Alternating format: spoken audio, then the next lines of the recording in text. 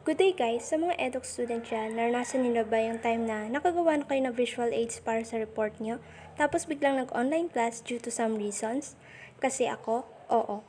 Ito nga palang ginugupit ko is yung visual aids ko sa isa kong subject, which is di ko naman siya nagamit kasi nga biglang naging online class yung klase. At yung ending, kumuha rin ako ng PPT. Ang hirap talaga ng mga moment ng ganito, no? Kasi dumadoble yung gawain. Pero okay lang yan, ang importante ay mahalaga.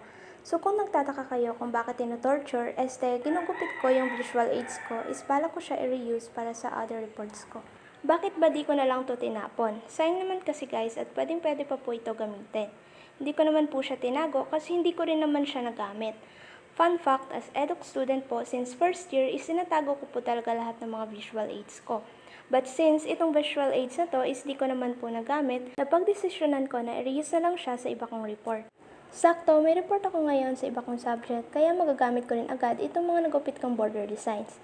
Noon pa man po, since grade school, ay hobby ko na po talaga ang pagde-design. Halos lahat ng activities, assignments, and projects ko is binibigyan ko po talaga ng effort. Bukod po kasi sa maganda siyang tignan is para sa akin nakaka-enjoy po talaga siyang gawin. Opo, I won't deny na nakapapagod po talaga siya at hours po yung duration bago matapos. Pero sobrang worth it naman lalo na kung makaririnig ka ng mga papuri galing sa teacher at mga kaklase mo. Hindi man po kagandahan ang magagawa nating design, ang importante po ay yung effort at oras na nailaan natin para po sa ating mga visual aids. Sa mga tamad naman po gumawa ng visual aids, okay lang po yan kasi simplicity is beauty naman. Bago po matapos ang video na to, gusto ko lang po magbigay ng mensahe sa mga kapwa ko estudyante na huwag po natin ibuhos lahat ng oras natin sa pag-aaral. Bagkos, maglaan po tayo ng oras paminsan-minsan para po mag-enjoy at gawin ang mga hilig nating gawin.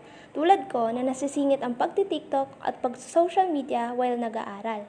Basta ang importante, pasado. Yun lang guys, salamat!